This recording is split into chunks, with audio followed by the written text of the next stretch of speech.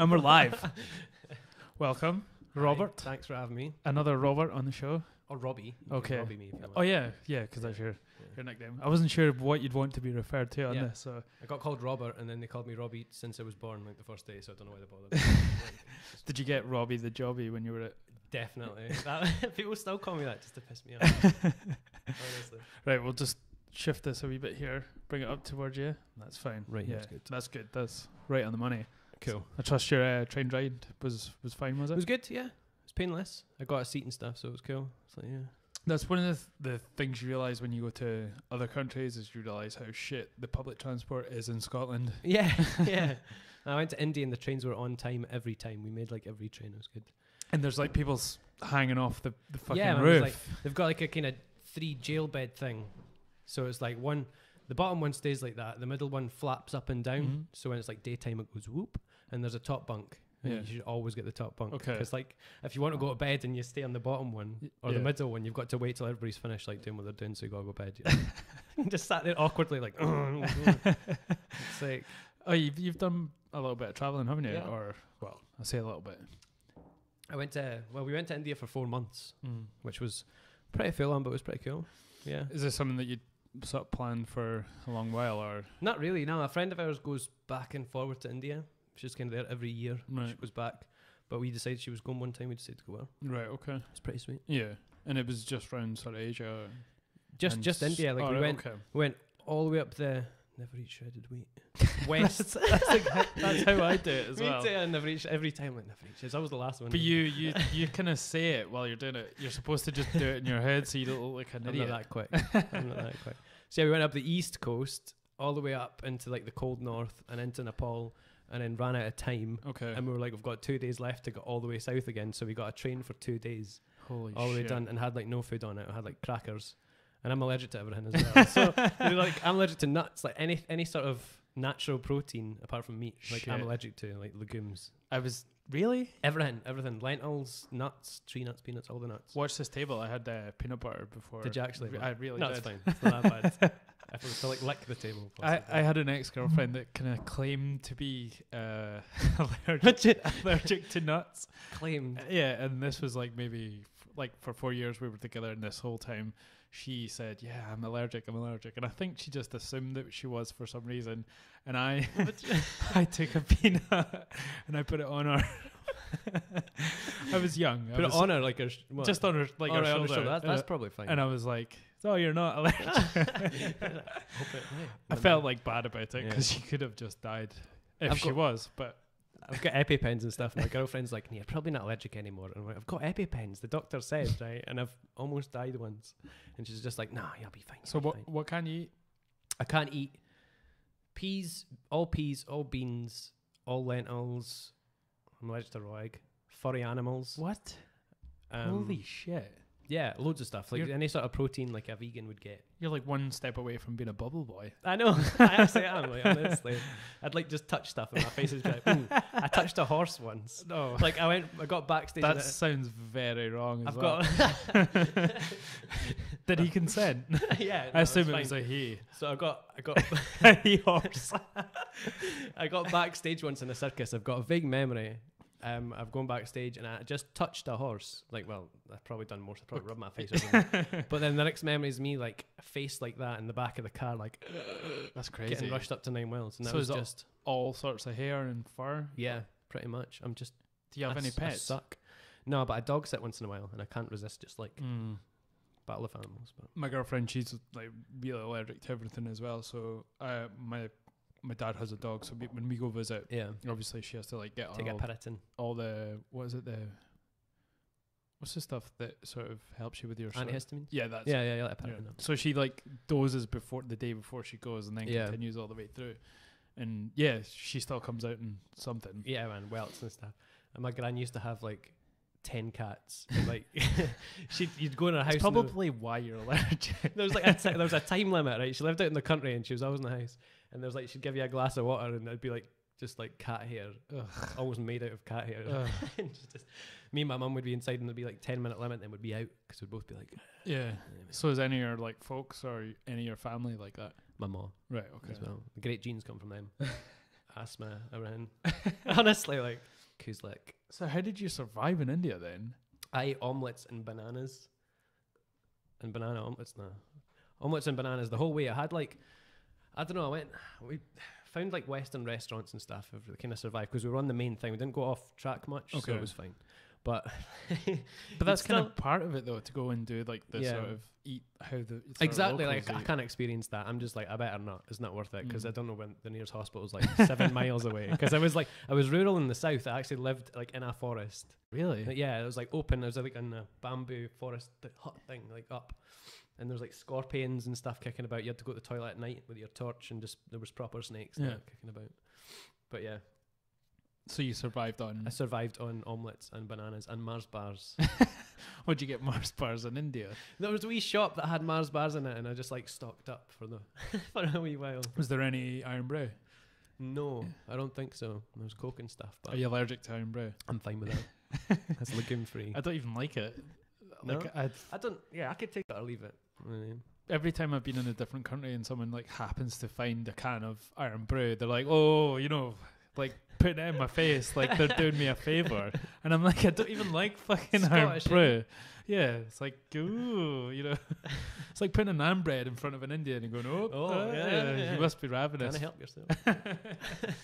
I'm not into it. Have you seen they changed their recipe? I seen that. Like, I was in the shop before, and there was some like stoner looking guy with his pal, and he had like 2 crates of it, and I was like, I wonder why he's buying them. But then I heard that, and I was like, oh, he's pure panic buying iron brew.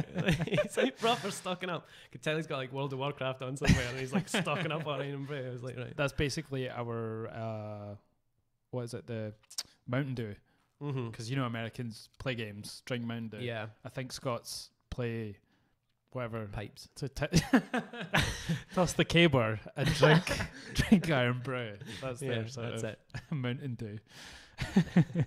So I thought you were like in Thailand or something from your pictures. Oh yeah, no, that was after that. I was in India a few years ago. I don't even know how long ago. Can't remember yesterday. Went to Thailand, Vietnam. Okay. And somewhere else. Okay. That's close to there. Not Laos, but what's next to that? Burma? No, down from anyway, somewhere else. But Taiwan? No, what's the other one? There's a big one. I can't remember. China. China. The Russia. So yeah, we went about there anyway, and that was interesting. It's quite chaotic most of the time. I just got like hundreds of massages because I love massages. No rubbing tugs. I was like Martha. Bolt. Well, that's what his name was. Probably. That's my girlfriend's name. All right, I thought you were talking about the masseuse. Amanda. That's what. No, but that's Thailand's definitely been on the cards for me. Like I was almost set to move there at one point. Really? And then I chose to stay back. Like I'd booked my flights with my partner at the time, and it all just kind of fell apart, and then I went to Austria. Okay. Well, what made you go there? I'd been there like I think 10 years ago. I'm getting old. 10 years ago, and my friends had worked there for the snowboard season, and I'd always just thought this is cool as fuck, and I always wanted to do a season out there myself. So I don't know, like when I was in between sort of doing stuff, so I thought, fuck it, I'll just do it. It's fun. It sounds pretty sick. So you're working like as a snowboard instructor, or like you were just out there for the season? No, I worked in a restaurant, like a 5-star restaurant. I think it was 5-star. Don't know. But I was doing dishes, and it's such an awesome sort of system they have out there. Like I got to snowboard from like 9 a.m. till 2 o'clock. Then I worked from 3 till 12 o'clock, and then you just go party, and then you do the same every single day, rinse and repeat. Cool. And you get the money you make over there is crazy. Yeah, because I don't know if it's by law, but generally the employers over there, they either provide you with accommodation or they find you accommodation, but you don't have to pay for it. They pay for it. That's pretty sweet. And you don't have to pay for like accommodation. So you've got more money to party with. And if you're working in a restaurant, you'll get free food as well. Yeah. And then if you're there for over 6 months, you get like so much amount or half of your wage back at the end of the season because of the way it just works. So you're rolling in money when you fucking leave. That's awesome. I spent it all on all this shit. That's what honestly, that's a good setup though, man. Sounds like good.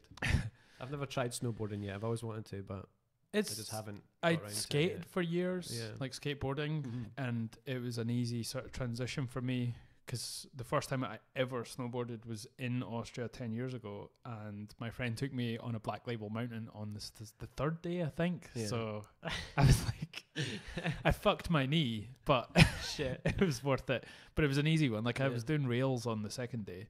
What's that mean? Is that like grinding? Yes. You weren't a kill kid when you were growing up? I had skates. I was a blader. No. You were a fruit booter? Fruit booter. Yes. The really baggy jeans on that were tucked in and a bandana. Oh, nice. I was the talk of the town. You were the epitome of cool. Of the Dundee grass. I was kicking about. Are you actually from Dundee? Yeah. Okay. Yeah. You should probably... just try to be polite. Okay. Yeah, but you were born and bred. Yeah. How old are you actually? I'm 30. Really? Yeah. Oh, okay. Condolences. No, I'm 31. So. Are you? I thought you were younger. Oh no, I always thought you were like way younger, even though you kind of look like you're. It's because I don't look that manly, is what it is. I just don't. I don't look like. You shed your skin every week because you're allergic to everything. I'm still waiting for chest hairs and stuff. They're coming. I've got a friend like that. You know, he didn't start growing his like mustache till he was 21. So I've got a theory I'm aging slower than everyone else. So then I think that means I'm going to live longer. It's not like Benjamin Button. Nah, you're just slowing down. Slowing down. That's what I'm saying. But yeah, I always look at like snowboarding and stuff. I'm guilty of sitting like on my couch watching the telly. Like, I could do that. I could do that. It looks easy. Then MMA, I could do that. It's really easy snowboarding. Like to sort of get going, it's really easy. Like skiing, sort of harder to get. Yeah, you have to do that. Yeah, the weird V stuff and like you're peeing your pants. Yeah, I tried it once when I was in Austria. It was a terrible experience because it feels like I have a lazy leg. Like one of my legs just kind of trails behind when I'm going down the hill. It was weird. I think it's because I boarded for so long that you just feel when your feet are in place, that your feet are always going to stay there. So when I was skiing, like one of them just kept like trailing away. It started off good because in my head I was like, right, I'm going to nail this. But then I just lost interest and then my legs started like doing what they wanted all the way down the mountain. You should leave that for the bladers, I think. I could be in my skis with my pink get up on. Yeah, probably. My big goggles and you could be on your cool snowboard. They were always the worst type of people like at skate parks. When you were younger, there was always, I think initially there was the BMXers versus the skateboarders. Yeah. And then they had something to mutually despise when rollerbladers came along. I'm trying to laugh right into the mic. When rollerbladers came along. And then I think everyone has grouped together and now hates micro scooters. No, that's definitely worse, for sure. How can you let your kid in the park with a micro scooter? It just seems dangerous as well. I don't know how they do the whole thing. And tiny wheels as well. They're just like. And if you thought rollerblading was limited, and what you can do, you could spin it twice.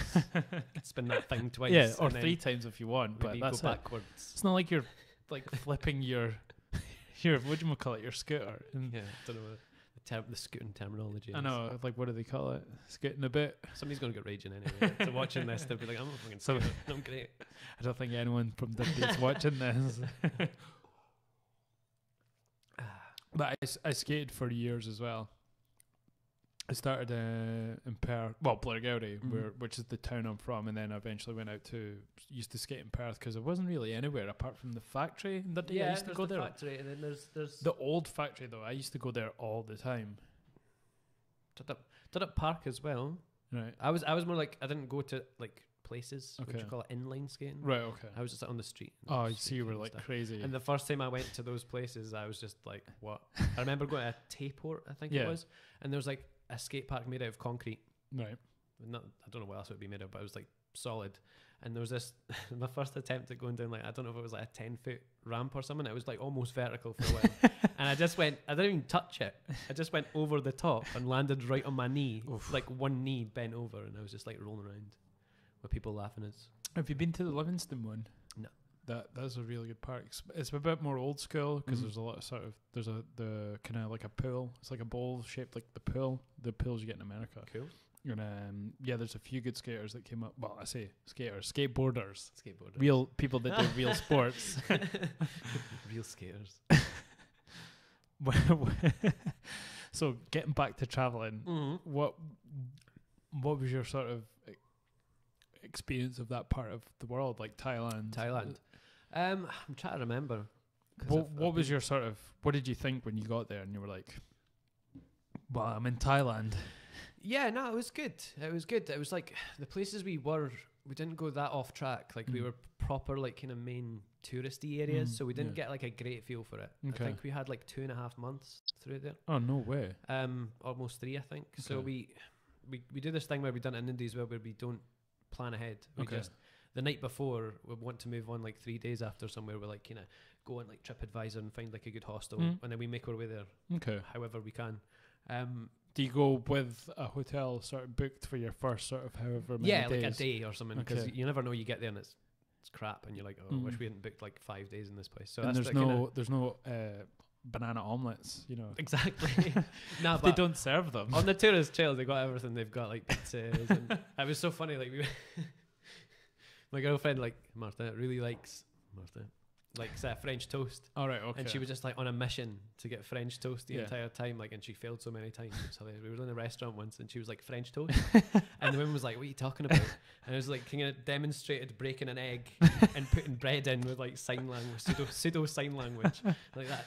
You're flipping it, delicious. And she's like, arseholes. Why isn't sign language more intuitive like that? You know, like why don't you just like it's all this like sort of weird finger movements? You think it would just be like literally vowels and stuff. They're like like literally just like that is a frying pan. Maybe it is. I don't know. But then they came back with dry toast and chips. No way.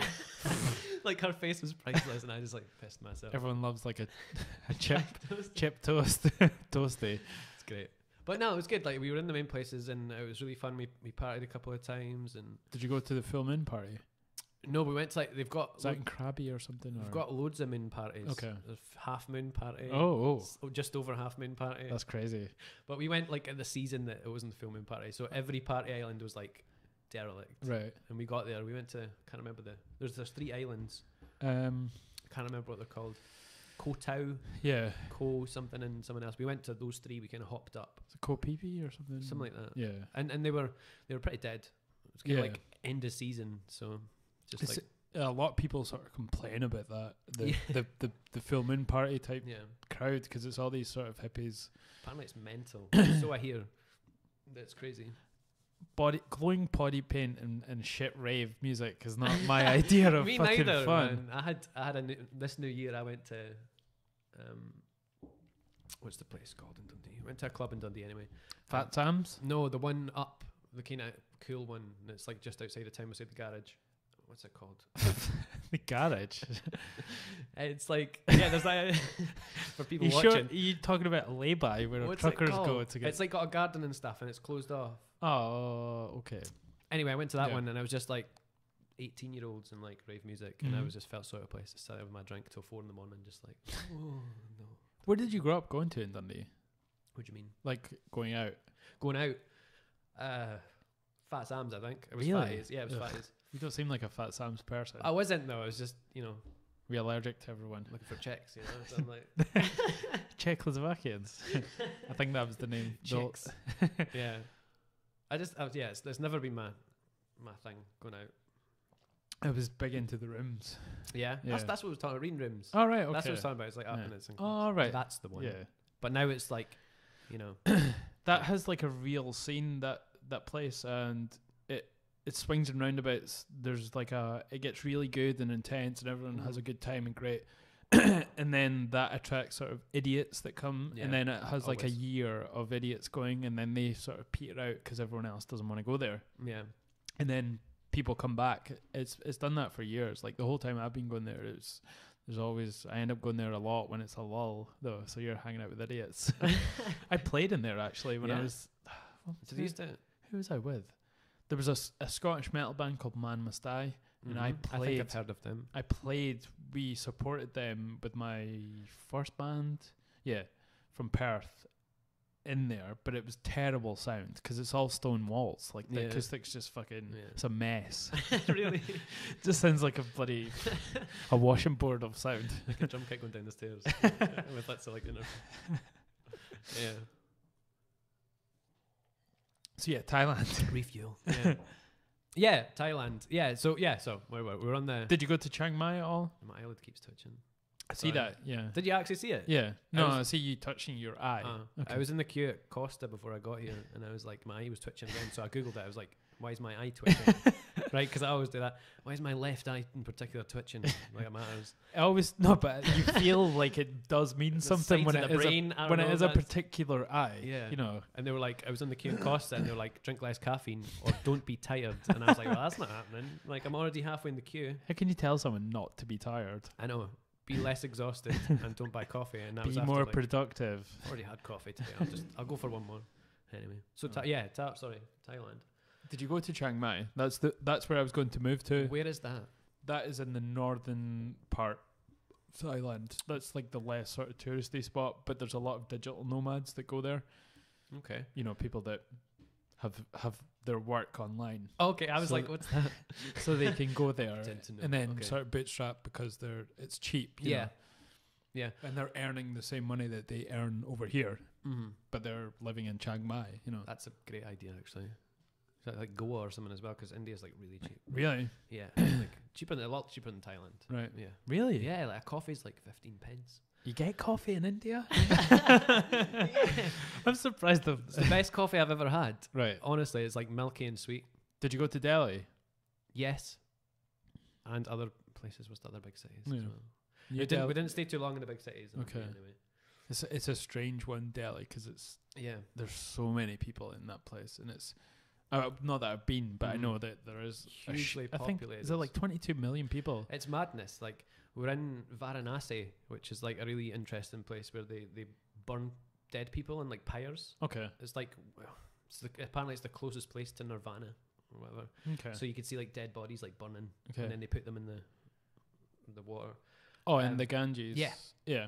Which is like you're told not to jump in because it's like everybody's like, oh, it's holy and stuff and jump in the Ganges, but there's like pollution from like factories getting put down, and it's just And dead apparently bodies. yeah, and dead like animals and stuff. Like you're told Soap not in to your face. even near it. I'm just like, yeah. Did you go in? No, No. I'm a sick kid. Like honestly, I'd be like, that's allergic poof down. You just look at it and you get ill. Probably. Somebody's emptied some nuts up the river, like nutshells. There's a Snickers factory halfway up the. Exactly. I can't take those risks. Man. But the like honestly, the streets in Old Town were like just almost enough for you to get through, and then there was like bulls coming past you. They were like that tall, and you're just up against the side of the street, and the population was mental. It just takes you ages to just. How do you feel they are like as they're developing? Because it's a weird dichotomy, India, because they're a developing nation, but they also have extreme poverty, but they also have a space program, you know, and that's weird. Like you can't imagine a country having a space program while having that sort of amount of poverty. You do see like the polar opposites. I mean, we went into kind of rural South India, and it was like really rural. It was like kind of on my they let us on a moped, but like I ain't no license or anything. I'm like, yeah, sign me up. Like 70p a day to get this. That is insane. I can't remember what it's called, but it was awesome because it was like it's not like a knee to knee scooter thing. It was like you had your legs over like a motorbike, so you felt a bit less on a scooter. It was like a kind of motorbike. Okay. And it was awesome. I forgot what I was talking about, but I love these things anyway. Yeah. But we were talking about the sort of like the dichotomy of so we were really rural, so as soon as we got to the big cities, then you'd be like, whoa, it's like proper shiny and everything's really? like everything's like really shiny, and is there like buildings? Is there sort of there's, I mean, it's like any city. Okay. You know, it's like any city. You'd be like, this is like Glasgow, or you know, you'd be in there like, well, and then you'd go outside. Probably less stabbings as well. Oh, you never know. Than Glasgow. Depends what with jeggy bottles. Maybe there's less jeggy bottles kicking about. But yeah, no, you do see the difference. It's like South Africa as well, and I was there. You've been to South Africa? Yeah, ages ago. My ex was from South Africa, and I went over there for Christmas, Okay. and it kind of ended Ah. like 9 days before Christmas, and she was like, "Aye, there's a hostel down there. Go ahead." No way. And I was like, "Right." were you staying with our folks and I her? was staying in our parents' house. Like, our parents had a few houses over there, and I without bet. saying too much, I don't want to say too much, but I was kind of like whapped in a hostel, and I was like, And how long had, like 9 days before you something left? like that, 9 days, yeah. And it was mental. For a couple of days, I just like kind of rocked back and forward in bed. To be fair, and the next day I kind of wandered out, and that was really cool. But you would see like a golf course, and like next to like a slum, Yeah. there would be like a fence, and it was like guys in their golf pants and Yeah. like pink t-shirts, like whacking a ball about, and like literally over a fence was like poverty and Yeah. people, and you're just Is like, this whoa. South Africa? Yeah. Yeah, Which part were you? I went to Cape Town. Okay. Just Cape Town. I went for a month, but It's supposed to be amazing, South Africa. it's pretty cool. Like Joburg's supposed to be like, I've never been to Joburg, but it's supposed to be really like murder. yeah, I was going to say I'm scared to go to Joburg. I've seen that Louis Theroux documentary, and I was like, all right, Louis, going to shoot this guy? Boom, sandbag in the neck. I'm very fascinated by South African culture because of this. It's like a melting pot, but there's a lot of friction between the people that are there, or historically there has been. I don't know what it's like now. I never experienced much, tell you the truth. I wasn't there for long enough to kind of get a picture of it, but yeah, it's interesting. My idea of South Africa is Martin Blocham and the Antwoord, you know. Yeah, actually, there's people from my hostel going to see a Antwoord concert, and I didn't know who they were at the time, and I was like, Chefter. What? I was like, see you guys after. You had with the that chance weird gig. I to did have see the chance them in in- South Africa, yeah. But I didn't know who they were at the time. I was like, did what? No, you're all right. How long ago was this? This was about 6 years ago. That was when I got into them 7 years ago. Yeah? Yeah. About Like that. the hipster I am. Yeah. And it's quite cool. Cape Town's not as dangerous as Johannesburg. Yeah. It's only got threatened to get stabbed once.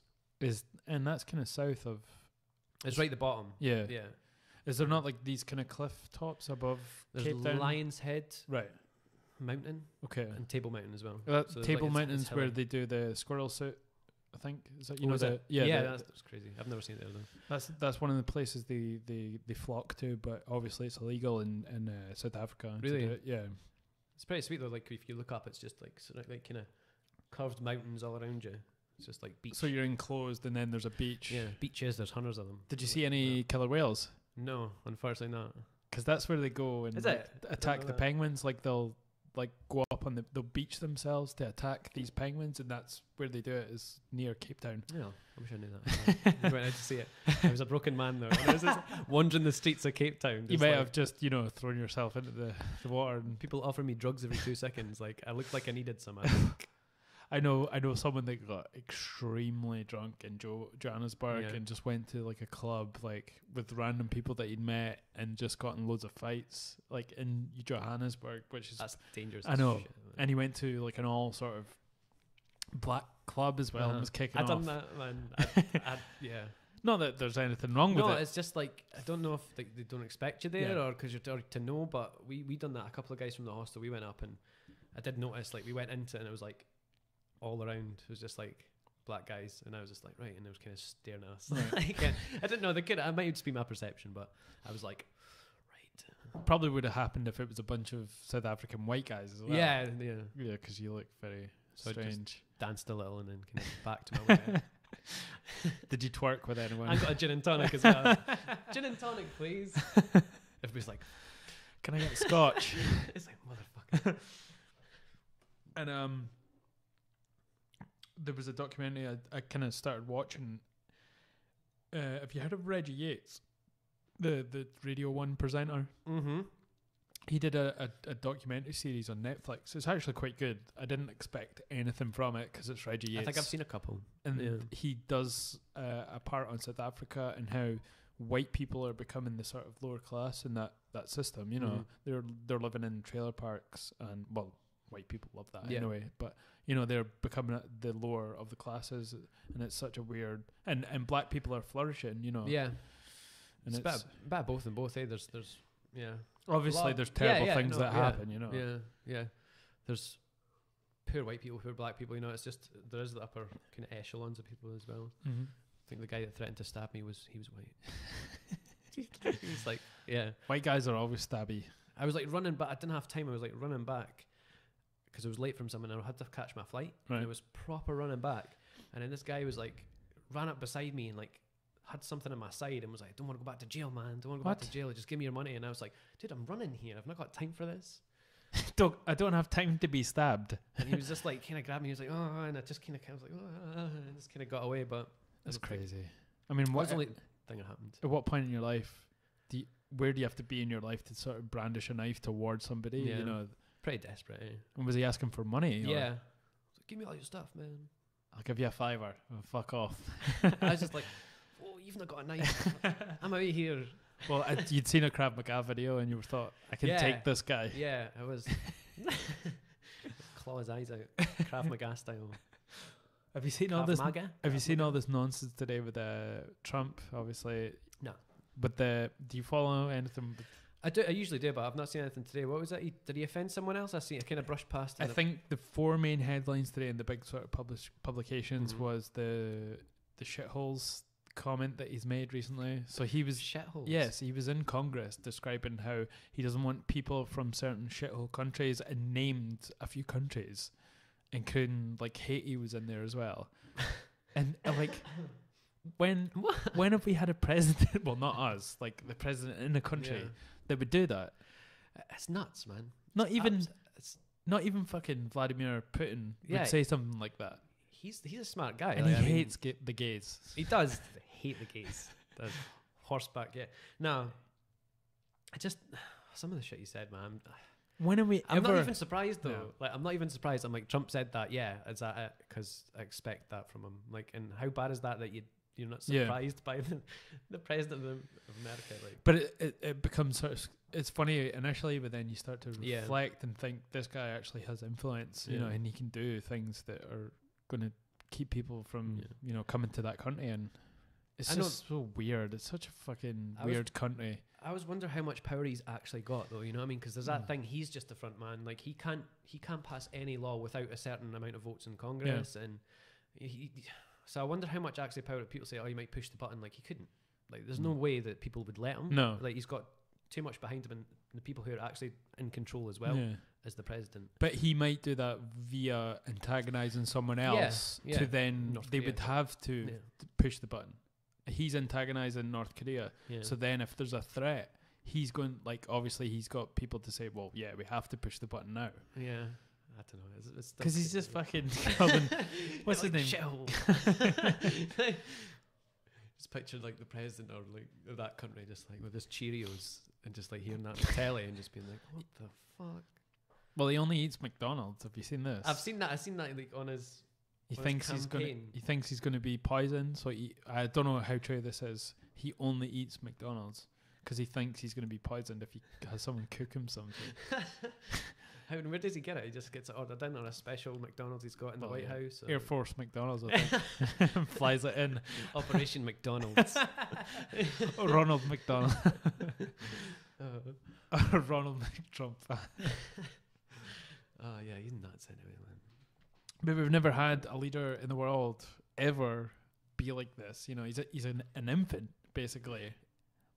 Yeah, like I used to think it was going to be funny. Like, see when they were doing their campaigns and Hillary Clinton was there and stuff, I was like, how hilarious would it be and how much would it like shake the world if Trump actually got to be president? I was the same. I was like, I kind of half want to be president because I'm fed up of all this shit. Like, that's what people do as well. They just vote for nuts because they're fed up of the current system and everybody's unhappy. I thought when I always said that I think Trump's going to get in because it's a reaction to the left. You know, there's this left and like a really serious militant sort of left rising up in America, and I think the people, like the general population of America, would just become sort of fed up and even sort of scared of that, so they voted for Trump. I guess I get everywhere, man. Here as well in the UK, you had this whole UKIP thing, and Brexit, and then even in France, you had the extreme party, like proper, like almost neck and neck, you know? And in Germany as well, there's like a rising sort of left, I think right wing. Sorry, it's the same in Czechoslovakia. No, Czech Republic. They have someone who's running for, I don't know what their system is there, but the guy that's running is a sympathizer towards Russia, you know, and that's like crazy because Yeah. they went through so much shit with Russia, you know, and they're really I think it's the guy that's running sees how the country is feeling towards immigrants, and he's adopting those policies, and this is how he's like becoming popular. It's not his policy is dictating what's popular. He takes what people are feeling, and then he's and it's crazy. Like, but myself, like people feeling like that don't quite. I mean, there's different types, but don't quite understand the situation themselves. You know, they're like, oh, they take our jobs, sort of attitude towards stuff. Like, you need a bit more education on that and whatnot for people to start thinking it's really bad and they don't contribute in nothing. You know what I mean? And then voting. I just get really frustrated by this us and them and of everyone. Yeah. You know, it doesn't matter what country you're from. Like, Chinese people can be racist towards the rest of the world, you know, and we're obviously racist to people that, you know, are darker skinned, and America has like a real systemic version of that as well. Yeah. But I think it's just natural in humans to do this for some reason. I don't think it's any plot, you know. I think we're just, if you have like a dumb bar number, which is you only remember, I think it's like 150 people at a time. That's your sort of your tribe. Right, that's your tribe, and that's how many people you can sort of take in and sort of remember. So you can say hi to 150 people probably. Yeah. And I think out with that as a society, that's when you start to us and them people. Yeah. You know, it doesn't matter where they're from. It's not because they're from the Middle East. You know, it's an excuse. Yeah. And it's the same. I think it's human nature to us and them. You know what I mean? You group together naturally. People do it in like either tiny or huge scales. You know, like we cliques at college and stuff. Yeah. Everybody's got people that got on better, and then it's like, oh, you're not from my class. Yeah. You know, you're doing it over the corridor in a weird section. You know what I mean? You're just like, get that mindset when somebody new pops in, you're like, oh. When I was at college, because I went to music college in Perth, and it was the music students versus the mechanics and the painters, because we were all in the same building. Yeah. And it was always weird. And it's like massively jail cafeteria style. It was like, you sat down my plumber. Well, I was growing my hair at one point when I was 17, and I used to wear like a sort of hairband thing, like not like a material one, like a plastic one that sort of sat in my hair. Oh, yes. Yeah. And a David Beckham one. The mechanics and the painters used to shout at me like, fucking David Beckham. Oh, did they? I had like fingerless gloves and nail paint on, and I was like, how is this David Beckham? That's mean though. Yeah, you can see that happening though, could you? Walking through then. Oh, man, see the shit you go through when you're 17 to try and find, I don't know, like you just do anything like to try and be different. Yeah, when you're I was that the age. same, man. Exactly the same. Like I went to extremes at points. Like I remember going down the road, and I had baggy jeans on. I had one Celtic away sock, right, and one Celtic home sock, and my trousers tucked into them, so I had them up to my knees. How old were you? Pretty young. I was like 16. Okay. And I was just like trying to be, I don't know what. In Dundee as well. In Dundee, and I was just like walking past like Dundonald Street. People would like shout out their windows like arsehole and stuff, and I was just like, whatever, man. Of course you would. Yeah. So I had that stage as well. I got hundreds of shit when I was a mosh potato. Yeah, we all went through. I went through that. Mosh potato. That's a brilliant word for it. It's not mine. I'm stole from someone else. But yeah. I have to take a break for a pee. Actually, that's fine. As I want to do in these podcasts, because I have a small girly bladder. And I'm not saying girls have like shitty bladders or pissy bladders. Okay, I'll just sit here awkwardly in front of the camera.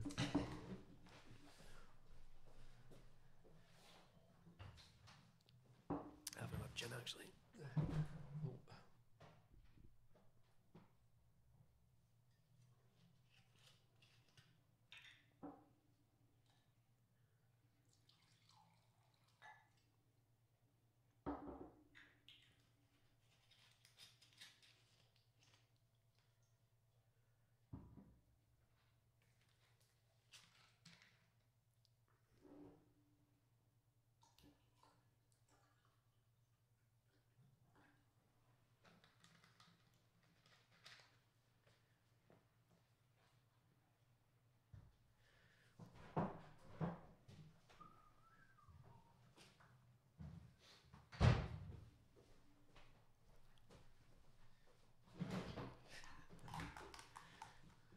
Start picking your nose while I was there. Forget. So I'm completely spitting your cup. And I'm back. Sweet. I keep thinking I'm breathing maybe too heavy at school. So do you have any more plans to travel? Yeah. I just don't have the time yet. I mean, I'm back at college just now and I'm working part-time, so Was it you're studying? I'm doing my hires again. Oh, right, okay. I'm like on a older person's course for getting your hires before uni. It's like a preparation course for uni. So it's like 9-10 month course, and you get like all this work thrown at you and prepared for uni after being out of education for like 13 years. I'm just like, my head's burst. I can't, honestly, I'm back on Monday and I can't deal. And what do you want to do like after? I don't know. I've applied for like in creative English. Okay. Creative writing in English. I've applied for community learning development. Okay. And it's very different. A general degree at St Andrews. I was like, I don't know. General degree? At St Andrews, you have to on the swap course. You do a general degree and then you choose your speciality. Okay. But that's if I pass this course. What would you want? I don't know. I love creative writing now. I kind of like that. I like studying poems and stuff. I hate most poems, but I like short stories and stuff, and I quite like creative writing. So I'd like to do that, but any of them will do. Yeah. Just a qualification of some sort. You just write haikus. Yeah, could do anything. I get haikus and Sudoku mixed up sometimes, so which can lead to hilarious results. Do you want to hear my Sudoku? 394 7. I watched this amazing movie last night. Actually, what was it? Called Hunt for the Wilder People. And you know the guy that directed the new Thor. Right, yeah. It's one of his independent movies, and he directed this, and basically it has Sam Neill of Jurassic Park fame. Nice. He's an old guy, and then there's this really young, like sort of he's native to New Zealand, right, and he's like a child, and then he gets put with this sort of country bunking guy, and he has to deal with it, sort of thing. But it's brilliant. Okay. But he, like, to express his feelings, the young kid got taught to write haikus. It's hilarious. He just does them randomly when he's in the forest with them. That sounds awesome. That sounds good. Yeah, and it's brilliant. You should give it a watch. What was it called again? Hunt for the Wilder People. Hunt for the Wilder People. Yes. I'll show you a look. Yeah, and it's Sam Neill. You know, he's brilliant. Who is from New Zealand? Is he? Well, he was born in Ireland, but he was brought up in New Zealand. I'm used to his Jurassic Park English accent. Yeah, he does. When I think about it, I'm like, is he? Oh, yeah. Did you see the new ones? They were terrible. Well, the newest. I've seen. Is the new one out yet? No. The newest. The new one that's out. Yeah. Yes. I have but seen not that. the new one. I wasn't impressed that much. No, it's terrible. I was like, how can anyone enjoy it? I mean, yeah, it's entertaining to an extent. Yeah. But it's just not like It doesn't have the same sort of feel to it. No, I don't know why though. I don't know what it was. I think it's the CGI. Yeah. It does ruin it a bit, Yeah. Because the reason we loved the first Jurassic Park was because the mixture of practical effects and animatronics. Yeah. Yeah. But it seems to just... I hate when they use CGI too much now. They get one of those blow-up T-Rex suits and use like kind of compromise and just have like somebody sprinting in that thing. I'd be happy with that. So yeah, you were saying you had some sort of plans for travel. Yeah, I don't know what yet. I'd like to go to Japan. That's the big one for me. Yeah, or South Korea as well. Why not just fucking throw the boat out and go to North Korea? I'd be interested, man, but you only get shown what they want to show you. Anyway. You get taken on the path, and if you take a picture of a homeless person, you get stotted over the back of the head with a club. And then you have to apologise profusely and say that the West made you do it. And they only take like 4 tourists in at a time. No, because there's that guy who stole the painting as well. Like, which one? Do you remember that guy? No. I can't remember his name. The American student. He went to stay at a hotel. They said he stole some propaganda. Okay. I can't remember his name. He came back like dead. Like they sent him back like having been tortured, and he like died. He was in a coma. They sent him back in a coma. But he was like away for a while. Like they'd kept him for a long time. Yeah, no, they did. Yeah. And have you seen the video of him apologising? No. It's like so bad. Like really? He has a script that's obviously written, and he's like got this weird sort of like neighbour's soap crying like on it, and he's saying, "Oh, the West made me do it, the imperialist dogs and stuff, and I was so wrong to have doubted the supreme leader." And he's reading it from his script, but it was like half an hour long, and he's like wailing and he's crying, and it's so hard to watch, man. Have you seen that Kim Jong Il, the current one, or the current one? I think He wants to sort of make talks with South Korea. I heard that. I haven't seen it yet because I'm quite big on North Korea. Like every documentary I've watched, like I'm on YouTube all the time, and I've done my last English essay on it, and the short history. Really? Stuff as well. Yeah. My the guy I had on the podcast, Dave McCaffer. If you listen to that, he's really into the sort of North Korea and South Korea relations. Me too. I don't know that much. So I'm not like really in depth because I'm not that smart. But his thinking was that the Americans have to sort of stop threatening them, and he thinks that the North Korea and South Korea will start to have better relations, and ultimately sort of it won't be like at this tiny little island. It's they can kind of. It depends on the motives and where they're at, whether Kim Jong Un's still hell bent on like uniting Korea. Like, but supposedly that's the plan, always it's always been that they want to unite. It's just obviously since I think it was 1950s where there was the Korean War, and the Americans is what they see as the thing that's stopping that happening. But I think, wasn't it that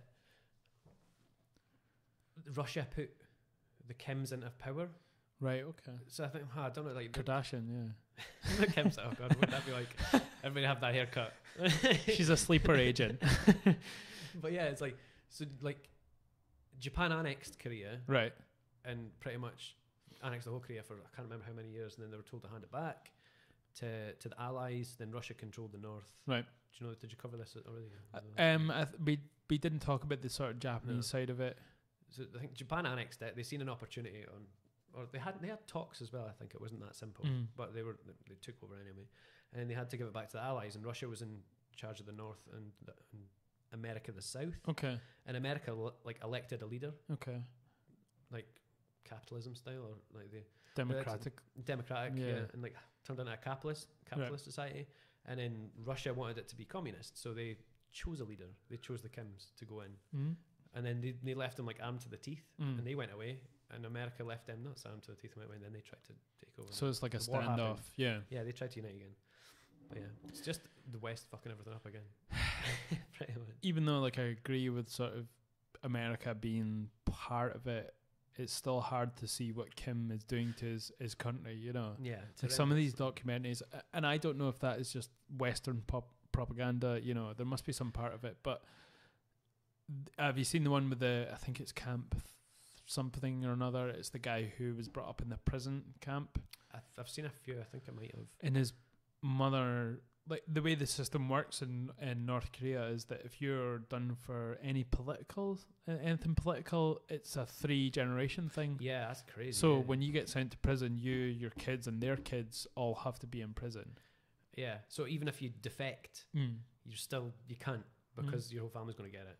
And this guy, he was so sort of brainwashed to tell the truth about anyone sort of leaving because they would kill his mother or kill someone part of his family, or that's why he didn't leave. And eventually he had to he got so fed up with it, he didn't know who his father was either, because it could have been a prison guard. That's how it works over there, because they're obviously raping these women as well.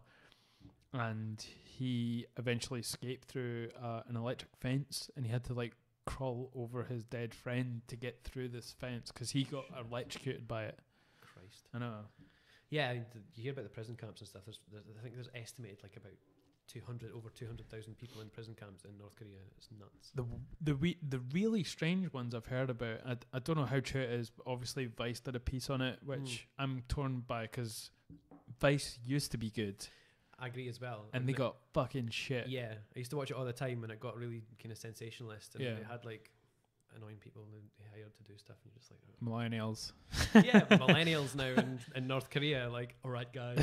I hate that word though. Millennials. It frustrates me, but the older I get, I understand it. It's like fucking millennials. Everybody just gets grumpier when you get older, man. It's a thing when you get less tolerant, and you're just like, fuck off. Things you would have took before, you just sneer at. Yeah, so the one that sort of was amazing to me was people who had been convicted of something in North Korea, so they get sent to a camp, and generally they're in Siberia, and they have all the Korean sort of propaganda and writing, so they don't know that they're not in North Korea. Yeah.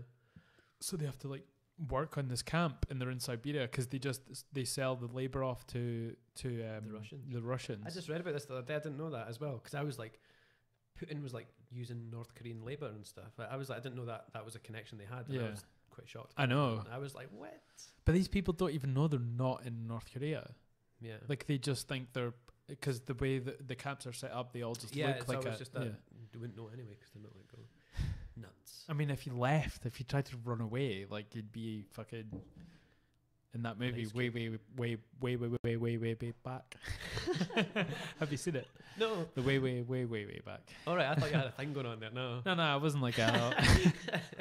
No, I've not seen that either. I wasn't Porky picking it. Yeah, it's nuts, man. It's just too much. Sometimes you're just like, oh, your mind boggles with half the shit that's going on and half the connections these people have, and you're like, oh. It's hard to sort of. I think people find it hard to sympathize with them because, one, it's an Asian country. Two, it's a communist country. Yeah. So those are totally alien ideals to anyone who's, well, not being Asian is not an ideal, but you know, you know what I'm saying. Like these are things that any sort of Westerner finds hard to relate to. Reds under the bed. All that crap, and like communism bad, and like it's like ingrained. Yeah, and I think that's why no one sort of. I mean, I don't believe anyone should invade North Korea to sort of liberate it. I think it should come from within, and it's happening. You know, there's people. It just take time, man. People, plus they're getting phones in, and there's like there's lots of changes happening. Like they've got lots more media access. And stuff. Yeah, it's not as, I don't think it's as harsh as like media wise. I think it's not just propaganda TV. People do smuggle stuff in, and they do more stuff. Anyway. Lots of porn. Maybe caterpilling porn over the border to like turn the North Koreans. Like, that's how you should do it. There's a charity for that, I think. Porn for the North. Porn from the North. They will remember. The bastards. Bastards. I love a Sean Bean bastard. I've seen the 5-minute compilation of Sean Bean bastard. Bastard. Frog bastard. I like when everyone sort of. Do you watch Game of Thrones? Yeah. I love when everyone sort of talks to Jon Snow, and they always refer to him as the bastard at some point. You know, even if they want to or not. And it's just this is hilarious. Sean Bean's doing it somewhere. No, with his head off. Spoiler alert. I picture him better in Sharp. Have you seen Sharp? Yeah. Oh yeah, like Sharp. Sharp. That's a British TV show where he was he was an a rifleman, the like skirmishers, the riflemen in the Napoleonic War. It's really good, man. Watch Sharp. It's brilliant. I think dated now. I used to watch it like that and Robson Green and some shit. Yeah. It's like a platform for all like the kind of British actors that are kicking about now. Yeah. Daniel Craig was a baddie in it. Really? Elizabeth Hurley was in it. No way. Yeah, it's like a platform, like, and you see all these people and you're like, what? That's Liz Hurley. I know. What? Yeah, and she went on to great things. Exactly. That devil thing she'd done with Bewitched. Fire. Oh wait. What? Liz Hurley? She did Bewitched. Is it Bewitched? Who's that? The devil one. With the guy from The Mummy. Brendan Fraser. The guy from The Mummy. Yeah. That was actually a pretty funny movie. I've never seen it actually. No. I've seen bits of it. Liz Hurley is at her like her Pierre de Resistance in that movie. Like she was at her prime. All right. It's crazy. I wonder what you're going to say there. She got to her prime in her acting career, as I meant. Yeah. Not her physical. Yeah, I could see why people would think that. She seemed to come out of nowhere as well. Yeah. Well, she came from Sharp. She did come from Sharp. Sean Bean, though, he always kind of plays himself slightly in every movie. Yeah, I just presume that's what he's like. Because that's him. He says bastard all the time. And he was in Silent Hill. He was. Yeah. Was he? He was. Yeah, he was. Was he American as well? Sean Bean with an American accent? No. Was he not? Not on my watch. I don't know. Maybe he was though. He had like a 5-minute cameo in it, and then he was at the end. Like, no, he's in it a lot more than you think. Is he? Oh, a lot more. Like I thought the same when I went to rewatch it. I was like, Sean Bean's in this very small, and I was driving like, again. I was like, when's the actual story going on? It's like him and his wife like cross paths. Yeah. Yeah, he's not that great in it. It's a good movie though. Yeah. It got a lot of shit. Yeah. It's been a while since I've seen it. So Did you play the game? No. More Resident Evil player. Okay. Resident Evil Kinda. 1 or 2? 2. 2 is the best. 2. It's the For sure. seminal one. Double disc. Leon. Of course. I went and played the first one when it came out on GameCube Mm-hmm. because they reissued it and I it was remember like it, yeah. better graphics and it was a brilliant game. I got why everyone loves the first one, but the second one for our generation is like the best. Yeah, I got it for Christmas, I think, one time. It was on a demo. Like you could play like the first 5 minutes. Yeah, no, I think I played that as yeah. well. Yeah. I got that and played it forever, and I remember being scared by it. And then I went back recently to play the first one. Right. Not that recently, a while ago. I went back and it was just like I couldn't. It was No. just like the square hands. Yeah. It was like take this key card and they wouldn't even take it.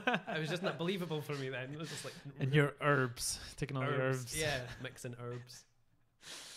And yeah, so we should probably tell folks how we kind of Yeah. obviously 'Cause like we don't really know each other. well, yeah, we kind of a little bit. yeah, we know each other. We train at the same gym. Yeah. Yeah. And it's an MMA gym, obviously. Mm-hmm. And when did you start doing it actually? 2 years ago, I think. Okay. 2 years ago, I went about. I thought, hey, I'm nearly too old for this. Let's give it a bash. And then I went to a boxing club first. I can't remember what it was, but it was next to B&Q up in Lochee. ABC, So maybe it's getting. yeah, the ABC. It's in the middle of Lochee nowhere. Boys. It's like yeah. I don't know if it was that. Was it? Yeah. I went there, and it was kind of just cardio, punch a pad once in a while, cardio, Yeah. which is good. You know, I mean, it gets you solid and stuff. But I Yeah. was kind of looking for something extra, and I went down to DMMA, and it was pretty good. Like you got like good kind of hands-on, Yeah. technical things, and I enjoyed it much better. I've had that experience the first time because I grew up doing karate when I was younger, obviously, like everyone does. Yeah, I got my black belt sweet. when I was 16. Did No, you no, no, actually? no. When I was the youngest black belt at that time in my style. I think What? I was 11, and I'd trained for like 4 years at this point. But I'd have to wait till I was 16 to get my adult black belt, I see. even though I did all the stuff with the adults. You know, I did my grading with the adults. And yeah, so I just gave up because I was like, I'm not waiting until I'm 16. I could kill everyone in here. I don't give a fuck. Peaked already. So These then, the next time I did some sort of form of well, I say, can you class boxing as martial arts? It's not really the same, is it? Though No. people always like martial arts boxing. No, boxing. It's not the same. It's not classed the same It is though. You know, I don't know. It's Yeah. still a because it's fighting art. pugilism. We'll go for that. And I did a few sessions in Blair Gowdy, and it was basically doing circuits, Yeah. and you never got to do any sort of technique, any pad work or anything like Yeah, that. I was like that. The guys were like, they had this like sprints in the car park and doing press ups and doing different things. Then you get to hit the pad a couple of times, and I was just like, well, because it's good at DMMA. You get the kind of the cardio whilst doing it, Yeah. and the technique Mhm. at the same time. You can Yeah. strengthen yourself by doing both. It's Mhm. quite good. No, it's a brilliant way to learn. Yeah. And that was something that I disliked instantly. I mean, it's maybe the cliqueiness of the boxing clubs, and I'd seen them sort of doing pad work with the guys that they'd favoured, you know, Yeah. that were boxing. So I just I got frustrated with it and I gave up because I just wanted to do more than, obviously the circuits were great. You know, you lost weight and whatever, you were getting fit, but it wasn't boxing. Yeah. Although I wish sometimes that people couldn't take me down. I think it'd just be a lot easier. I'm like, God damn it, because it takes so long to learn, and the jiu-jitsu side. There's just so much of it. It's. I mean, like, I don't know if it's, maybe I'm speaking shit, but you can teach someone to strike in a fairly. I mean, Yeah. you pick up technical striking in a while. I mean, you could be amazing at it, but not so amazing. But you could still throw a decent hook. Yeah. People, but BJJ, it just takes, or jiu-jitsu even, but BJJ, but It's like it's a whole art by itself. it takes so long, and I've been doing it for a wee while now, and I'm still crap. Is it something that you've started to go more towards now? Yeah, like I love it. I'm going really slow though. Yeah. I think it's like up and down. Like you have some good nights, and I'm like, some Yeah. nights I think I'm doing, I'm Yeah. getting better, and some nights I get absolutely papped. I know. But the striking is okay, and I'm like, I could be like 100 times better at striking, but I lack in the ground stuff. So I'm just going to kind of trying to get to as many wrestling classes as I can and ground game and stuff. Try and get that better because it needs to be. Because that was the thing you started off with, was the striking. You used to come to the striking classes. I used to come to striking and that's it. I used to be like, pat that. And then people started taking me down and I was like, I can't actually breathe properly. Didn't like it. You feel like you're in a sort of, you feel like you're in Waterworld and, you know. You're like, how hard, like, I mean, you'd go up to somebody and be, how hard do you think it would be to shake this guy off you? And they'd be in the street and they'd be like, well, yeah, probably after we go. But no, some guys, man, it's just. And every fight you see in the street always ends up on the floor at some point. Yeah, exactly. So I'm just kind of focusing on that. Yeah. And how are you finding it? Good. I'm kind of try to go as much as I can and stuff, being skinned, and it's not that easy, but I'm enjoying it. I go as Are much you doing as I can. BJJ or just the grappling? Just no-gi. Okay. Stuff. Yeah. And the timetable's changed now, so there's now wrestling. Okay. Don't know the proper name for it. Wrestling. There's wrestling first. WWE. There's WWE, and then there's ground game stuff. Okay. There's no-gi. Okay. On the same night, so nobody's doing sparring and missing that. Okay. So they've changed it completely. So it's brilliant. sparring's on a Thursday now. Yeah. So now you could do all the classes. Yeah. It's not like you have to choose. Yeah, because that up until like recently, that when I was going a lot, that was one of the things I would have to choose on some nights when I was training for a fight. Yeah. I would have to choose some nights what I wanted to do because it was split up. But that seems more now easy. it's really cool. It's out, and it's more, the sparring's been turned more 5 rounds of sparring and pads, 5 rounds of pads instead of just sparring for an hour and being exhausted. Like, starts swinging at each other. So what is it you said? What is it, the class for the striking? The striking. Yeah, what do you do? The sparring. Okay. Sparring was like an hour at sparring before, but now it's like half an hour. Okay. Or it's like 5 rounds anyway, 5-minute rounds, and then it's like 5-minute rounds on the pads. Okay. It just about killed me on Thursday. Yeah, it's good though, because when you're tired, that's when you want to like keep your hands up and sharpen your technique. I didn't know it was like 5 rounds of 5 minutes on the pads. So the first round on the pads, I was going mental, just letting everything out, and I was like, "What? There's 4 more." Shit. Did. But we always go like, I mean, I've not been in a little while because I've been traveling, and the person that really sort of progressed my sparring and my technique with Billy Becker's, like, it was just, if you just take what he says, like, and just do it, like, it's, you come on leaps and bounds, you know, especially with the sort of the jab work, you know, that's like my whole game's based off my jab, you know, and I think it's because I'm left-handed, so that's what, you know, that I feel strong doing a jab, and I don't want to knock someone out. I want to use my jab to get in and do stuff. Soften them up. That sounds extremely homoerotic. Oh, jeez. Yeah, no, you could tell, like, the first time I came down from being at the boxing club, went down to DMMA. I can't want to say sure. Like, you could just tell, man, like, Billy, like, knows exactly what he's talking about, and you're just like, yeah, this guy's like the real deal, you know. You can tell, like, the way he moves and stuff. He knows. He's like a wealth of knowledge. Yeah, and so is everyone else. Like, all the coaches down there, you just feel like you're surrounded by people who know exactly what they're doing. And good at it. Yeah, you know, and they love it because they volunteer as well. So you're like, yeah, that's one of the things that amazes me about that club is it's completely it's all volunteering. No one takes any money back. You know, and those guys are there most nights as well. Every like Billy for the first 5 years, they are every night. That's mental. Till 10 sometimes, you know, maybe later, because he would get talking to someone who was interested. And he would just talk to you all night. I've not been down for a wee while, but I was off for a month as well with a trapped nerve in my neck, which was interesting and new. But I'm back now, so I've done 2 classes this week. I've started to get back into it a wee bit now. What are you doing? Are you doing stuff like out here, or are you?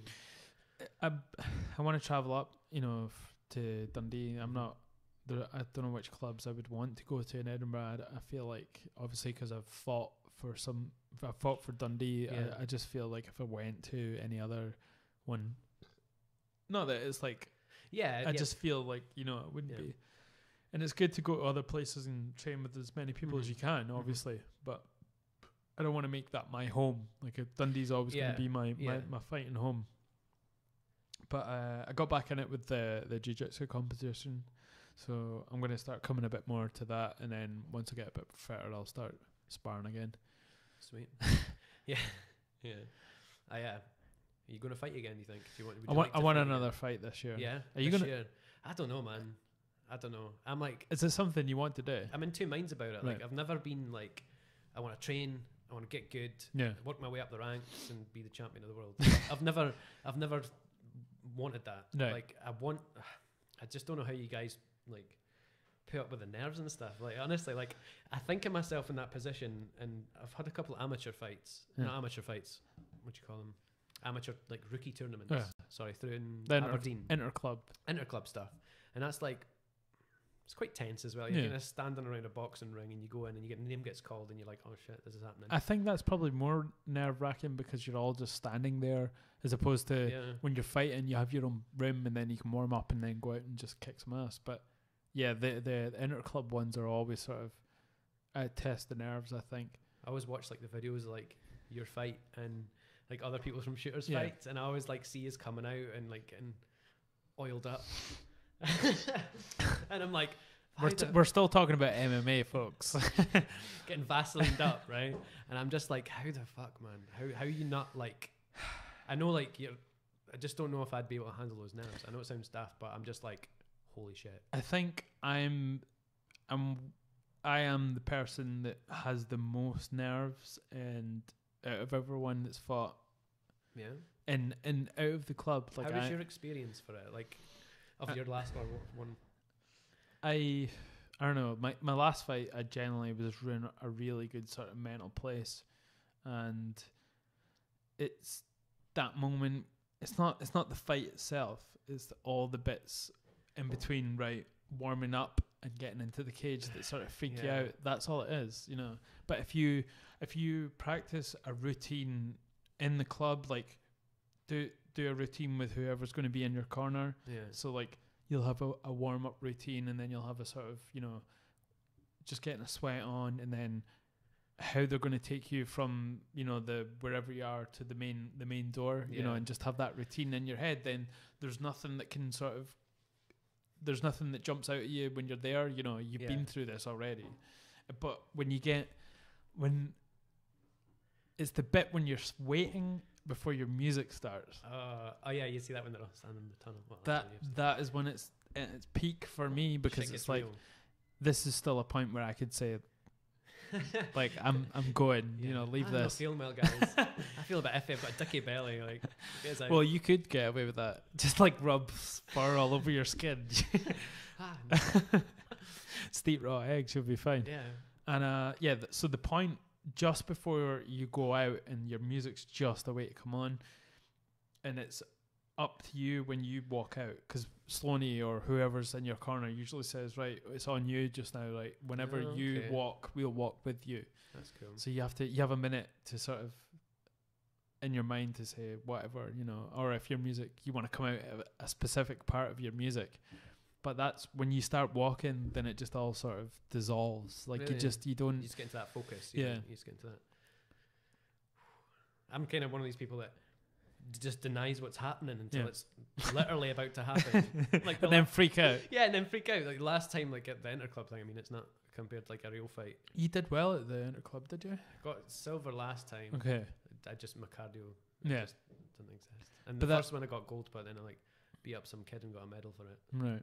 It was like the first time I went in, I had this kind of young guy, and I was like, okay, he was all right and stuff, but he didn't have any ground game. I think it was like a wee bit more prepared for it, and I just like absolutely bombed overhands at him for like ages, and he eventually like crumpled down, and it didn't take long, and I was like, oh, that was fine. So the next time, I didn't even train so hard because I was like, these Interclubs are bloody easy, man. No. And then I had 2 fights. I only had 1 fight the last time. That's how I got gold. I had 1 fight, and I was like, yes. Beat up some 16-year-old and get a gold medal for it. That's how Ollie Georgopoulos gets all his medals. Is it? He has like 1 fight at his weight. Yeah. Some super fat kid as well. I've heard that. So the second time, I fought one guy and I kind of managed to flip him over a couple of times, and I won on points or whatever. The second time I was absolutely exhausted, and I like kicked the guy's ass for the first round, like I was knocking him all over the place, got a good check hook and stuff. And the second round I couldn't even lift my hands. Really? I was just like, my cardio was that bad that I went straight in for a takedown as soon as the bell went, and he was just like, he was just better. Like, he was just better. Like, Yeah. I could tell he was eating fucking kale or something when I walked past him after the fight, and I was like, that makes sense. After the fight as well. After the fight, he's sitting with his like steamed veg. I'm like going out for a fag. Something like that, right? Boiled weeds. And I was like, that makes sense. Like, that's why he was like stronger, and well, he was good as well. But. One of the things that sort of always has affected me, and I didn't realize it until recently when I did the grappling competition, is the first round and the first minutes is always the one that sort of sets your mindset in a fight, really. Mm-hmm. And a few times I've felt, shit, I feel like I'm sort of gassing, and I feel like I'm like the lactic acids in my muscles, and I feel like I'm sort of never going to be able to fight properly. But it's on your mind. Like, if you just, do you know what it is? It's holding your breath while you're doing that first round, and a lot of people do that. Like, I did it a lot, you know, and it's something that you have to just get out of. And that's why Billy was so good as a cornerman, because he would start shouting at you like maybe 15 seconds in, like, breathe, you know, because there's an exchange, you know, in the first 15, and obviously when you sort of level out a little bit, someone's got to take down, so you know, you stop trying to beat each other up. And initially Billy always shouts breathe, you know, that's the big one, because you'll hold your breath naturally. It's just like a natural thing. I still do it. Like, I mean, after learning all the technique and all the things, you're still like and you still go mental. Like, it's just natural, especially when you're freaking out. Like, that freaks me out the most. See, that initial, especially in like amateurs and stuff, how like people just absolutely, if it's like the first fight, they just sprint at each other, and it's like hectic. Yeah, it's like mental. That's like, I'd like be just, can we just can you try that? I know. Nice cam one, please. Like, that's what you have to go through when you're doing your first fights, is those fights where it's always going to be crazy for the first 15 seconds. You know, that's just it. And I think one of the things that affected the MMA initially was that we always train so sort of professionally. So we'll sort of touch gloves and sort of sit back and feel out the fighter. But a lot of the people, they're so like souped up. They don't have the technique, and they just want to, you know, smash, and they come in and sort of act, and then within 20 seconds, you know, they're gassing as well. Me out that bit. I'm like, I'm watching it. The one you always see in Scottish and sort of the UK MMA scene in the amateur ranks is someone else shooting in the first 15, and someone pulls a guillotine, guard, and they just hang on to it and try and finish it, and it's like, it won't happen. Do you mind if I nip to the bathroom? Okay, I need to go after you, actually. I've reached critical level.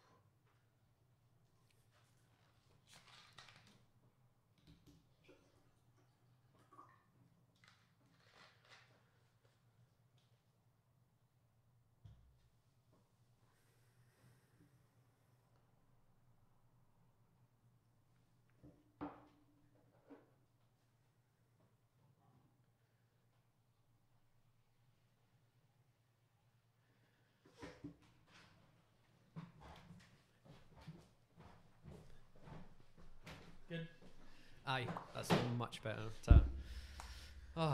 End of the pee break. I was like, for a while, like, I better go now. It's just like. So talking about MMA, Yes. I'm fucking psyched for this next UFC card. Which one's that? This the Francis and Ngannou versus Stipe. Miocic. And then it's Cormier. I say Cormier. Yeah, I think that's it. I say Cormier because I'm Scottish. Cormier. Yeah, that. And that other dude. Vulcan, yeah. Not a Vulcan, but he's Vulcan. He's Vulcan. He's Vulcan. Fucking. That's gonna be nuts, man. I can't wait. I mean, this is like the first time we've had a light heavyweight and a heavyweight like title fight for a while. It's like the big Sorry, fellas. you just come closer to your mic. The big fella. Oh, the big fellas. Like it's boys. the most exciting fellas. Like people always say that. Like people go crazy over like Ngannou. Yeah. Monstrous men. Yeah. Like, looking it out. But if he beats Stipe, then he is legit. I mean, who could take him if he beats Stipe? Who could take Francis? I don't know, man. That's I was talking about that because it was like, okay, apart from like rematches, like what happens after this? Like who else is in line? Like it's going to like be stale as hell. Yeah. But not that I know because I don't know my players that well. But Stipe is a champion for a reason, and he knocked people out going backwards and stuff. He knocked what's his face out. The jiu-jitsu guy. Yeah, the jiu-jitsu guy. The Brazilian dude. Yeah, the guy that makes the funny faces. Aye, the face. What's his name? Verdum. That's it. Fabricio. With a W. Verdum. Yeah. Is he German? that sounds German, doesn't it? The German part of Verdum. You mean the Nazi part of Brazil? Yeah, not Argentina. Hey, where they all hiding. Verdum, I'm watching him now. But yeah, he was on going backwards, like just a wee one to the chin, and he was down. And I think he kind of sparkled him just before that as well. Stipe sparkled Verdum just a little bit, and that's why that knockout was so impressive because he was a wee bit wobbly. He was still a bit. Yeah, because that's why he started coming forward because he was sort of out of it. And he absolutely pounded what's his face out. Dutch guy. Oh, over him. But so did Ngannou. In much spectacular fashion, but yeah, they still both like sent him to the shadow realm. Like they both still were like. He has to be finished now. Yeah. I mean, he's literally had 16 knockouts in his career. Really? Like he's been knocked out 16 times. That can't be good for you, hey? But he's always had a suspect chin because he's not a natural heavyweight. I guess he was like he fought it. He was really light when he started. Like, I remember watching his fights, and he was like a skinny teenager. I was like, Jesus. But he cuts a lot of weight to get to that. He talks about how he was like passing blood and it was like black sort of stuff he was passing. So that means your body's actually breaking down. Yeah. Fuck, so I don't know what weight he would be naturally. Maybe must have won before light heavy. I have no idea. Okay. I'm like, there's the big guys. No, and neither then there's the medium guys. I think that's welterweight. The medium big guys. The medium big guys in between that. Yeah, I don't even know what weight I am. But if I don't know. I just don't know how Stipe can contend with that like, power. When is it? I'm excited about it. I think it's this weekend. Actually, I'll make sure because I want to give all these good Facts folks factoids. Nah, it's gonna be really good. It's going to be a disappointing over quick. It better not be.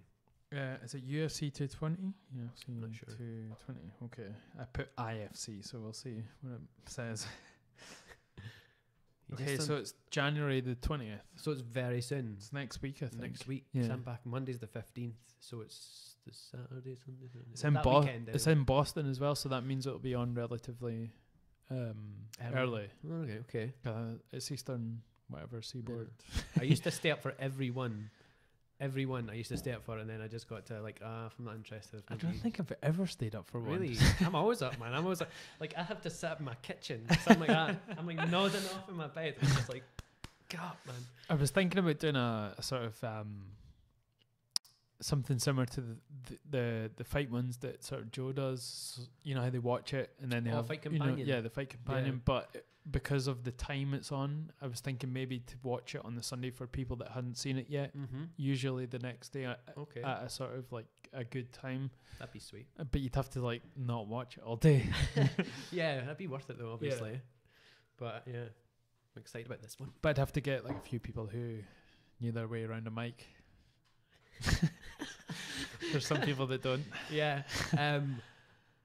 I'm interested to that Vulcan guy as well. It's like you've got like two champions that are great all rounders, like amazing. Yeah. Like Cormier as well with his like, you know, dirty boxing and obviously his wrestling and stuff. Like, and then you've got Vulcan who's like a one puncher as well. Like he's probably got all that great stuff too, but he's like famous for being able to knock somebody out with one punch as well. He's like even short ones.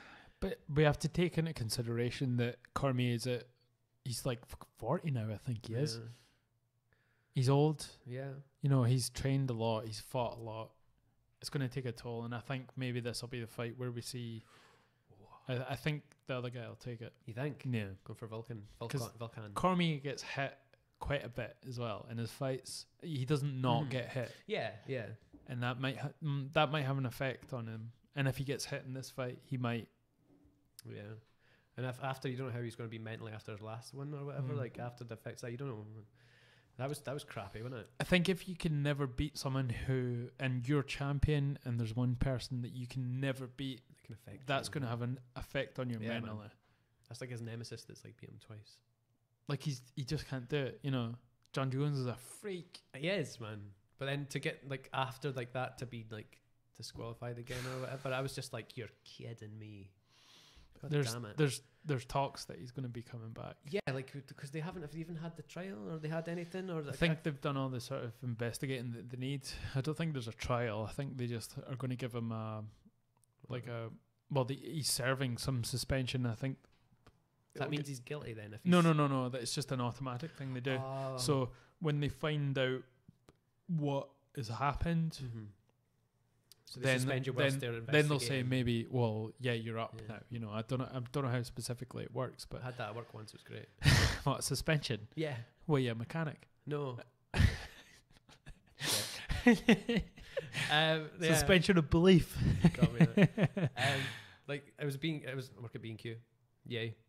Sweet. And I was off 3 times in a year. Immediate suspension. Really? Capitalism, man. Honestly, dogs. But whilst I was like suspended, I got full pay and a weekend off, and then they just invited me back next week. Best thing that ever happened to me. How many times can you get suspended? Probably just the once. The boss was like, "Next time you're fucking out." That's crazy. Like. I was like, all right. Anyway, that was good. But that's just like that. So he gets suspended whilst they're investigating. Till they find out what the script is. It's almost like you're guilty before you're proven innocent. Some of the word on the street is that he loves coke, and one of the things that coke gets cut with is similar to what they use in creatine, I think, and maybe there was some overlap somewhere. But Jeff Nowitzki, the guy that does the sort of drug side of the UFC, he seems to think that he'll be back this year. You just think like if you had so much like on the line, man, you just lay off the coke for a couple of nights or something. Like, you know what I mean? Like, I don't know. Like, it's only like the world on the line. You know what I mean? Are you paraphrasing there? If you had so much on the line, a thick line. If you had so much on the big thick, you'd just be like, "Ken, what now?" Me personally, and I think a few other people who work in that industry have expressed this sort of idea as well, but. It seems to be that he's impulsive, and that comes with head trauma. Okay. You know, like when you're someone that's been knocked out so many times and you have sort of traumatic brain injuries, it could be you start to be impulsive. Yeah. Like gambling's a big one for people who've had those sort of issues as well. It's crazy that. And he can't seem to help himself, you know, because with all that talent, he has like John Jones has raw talent. Yeah. I mean, there's stories of him barely training before fights with like Alexander Gustafsson. It's just nuts, man. He's like one of the guys that you think would be like a leader of people back in the day when your fists mattered. You know what I mean? Like you were like, he's the chief. He'd be a chief. So with Dan Henderson, he's like one of those guys who'd be like the leader of the cavemen. He'd be like the guy that you'd have to go through. Like, I think John Jones would be a Homo sapien, and Dan Henderson would be a Neanderthal. Yeah, like the both leaders of the people. Yeah, opposing forces. Yeah, but like next week it's gonna be crazy because we're gonna I think my money's on Ngannou. Is it? Yeah. Yeah, I see what you mean though. But It just takes one hit. It's the hype though, eh? The hype builds up so much, and you're just like, he's unstoppable. Until then, some like freaking Stipe will just like knock him, like just hold on to him for like 5 rounds and just ground and pound him. Yeah. And then you'll be like, I should have really seen that coming. Because I always do that. I always put a coupon on. I'm always like right on the coupon. I'm like that. Right, okay. I'm that £200 mine. And then I'm like, I should have seen that coming. Damn it. Always. I don't know. It's I just believe that he's like the next sort of generation of heavyweight. Stipe is like an older sort of version of that. Yeah, I kind of get you. I get what you're saying. But he is like more rounded, I guess. But I think Ngannou's got the most submission victories of a heavyweight. Really? It might be as well. It might be like Christ. Christ on a bike. I'll see. I want to make sure this is right. See, if that's true, then I'm like, okay, right. You've got something going there. But I think it's just because he's such a beast that he can just like beast these submissions on. You know, when just like with strength. You know when someone comes to the gym and they've only like trained like maybe 3 times, and then you roll with them, and then they like try and like just beast you. Yeah, the whole time, and they're going like purple, and you're like, I'm like not even breathing heavy. I'm just like in a fetus position, like waiting, like, oh man, just tire yourself. Submission. I'm not sure what they're gonna say. Try to tap you by squeezing their legs as well. God, just beasting you. Okay. He's had a few weird submissions as well. Like if they get names. Francis Ngannou had the neon belly, but he did a Kimura from there. Right. Yeah. Like that was like, I mean, it's not a weird submission, but it's the weird from like a weird place. Yeah. That is. Yeah. That sounds like it'd be really hard to pull off. Right? I think he's just a fucking absolute, and he's training. He's training in the UFC fight facility. That's like the Drago facility. Yeah, so he's like yeah, he's like some Parisian Russian fucking. Yeah, man. They should make a sort of montage of him wearing some sort of like blonde wig. He had highlights for a wee while, man. That's the side effects from that training facility. So Drago was full. And he has the record for the punch as well, like the hardest punch on that machine. Yeah, I seen that as well, man. Like in that uppercut. And it seems pretty legit because there's a lot of people that have done it. Really? Who's the Tyrone Sponge, the K1 fighter? He had that up until that point, the record for it. Yeah. And Ngannou just like destroyed it. I've heard he's really good at retaining knowledge, that guy. Who? Yeah. All right, the guy that's like a sponge. Hope you feel proud of yourself for that one. But yeah, no, it would give you the fear, man. Like it's like you'd go with a guy who if he lands once, he can fuck you up. Yeah, but I think he's like a legit boxer as well, because I watched some of the UFC sort of highlights on him, and he was almost ready to be a pro boxer. Really? And he was in Paris at the time. Before that, he was in Cameroon. He was a world sort of, well, how can you be world famous in Cameroon? But he was famous in Cameroon. And his dad was a famous street fighter in Cameroon. He's got to be massive genes, man, where he's just a humongous literally person. Yeah, he's a humongous person. I think he can just do anything. He's athletic as well. He can just do anything. You'd be like, yeah, I'm doing that now. And I feel that Stipe is just kind of at the end of his career a wee bit, because he's a wee bit older. They're both older, like Cormier and Cormier. they're both older, man. Isn't it like a seagull or something? You just never Corman. You just never know what's going to happen. No, you just never know with these things, man. It's going to be a good card, man. But definitely. There's some talk of McGregor as well. This like his coach John Kavanagh. And he was watching footage of Khabib. Oh yeah. And people think that he's sort of watching the footage to sort of then, because he posted on, I think it was Twitter or Instagram, that he was watching the footage as preparation. What do you see as that? Like, I think Khabib would get knocked the fuck out. It's hard. He takes hits, man. Like, I think Conor, when he fought the Conor that fought Aldo, and just before he fought Nate Diaz, would have beat Khabib easily. But I think he's had too many distractions. Yeah, you think? And are they going to make that fight? I don't know. It'd be so cool to have that fight in Russia and stuff. It'd be like, because like that's movie stuff. That's a highly risky fight for Conor, because Conor's on I think is it like a two losses? No, one. One, yeah. With he's won one and with one. Diaz as well. But he's had two. He lost the first one, won the second one, lost to Mayweather. Yeah. So he's not, he's had a 2-1 record. I was well pissed off with the Mayweather thing. Yeah. Because he just played with him, man. Like, you believe the hype, man. I believe the hype when they all got up. He's like, I could kill anyone. And you're like, oh, maybe you can, Conor McGregor. Like, you're crazy. And you kind of get behind it and you're like, oh, you never know, but that's just clouds you. Yeah. And you forget that. But he did well, though. Yeah, but I don't know if he was like... I remember going to my friend's house to watch it and then looking at it and thinking, like, the rounds that he did win... Do you think it was a show? I think Mayweather didn't want to finish him too quick. Yeah. He didn't want to upset people. But I think at the same time, like, he was letting him tire himself out. Any punches that... I think he got a good uppercut in. Yeah. I don't think that was planned. But, I mean, he's sharp as fuck. But Yeah. I just think Mayweather was just like, yeah, I'll let you have that one. I'll let you have that one. Let you have that one. Then he just... When he noticed he was tired, he just laid him out. And I was just like, kind of... No. Yeah, I went to the casino here in Edinburgh you? to go and watch it, and I was like up for ages, and I was like, the hype as well. Like, yeah, I couldn't believe that I was going to witness this fight, live. Yeah.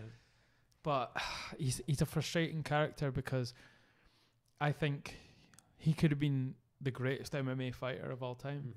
I just don't think he'll have that legacy anymore because of that risk. Just what he's fought, who he's fought since, and that he won't defend his belt either. Yeah.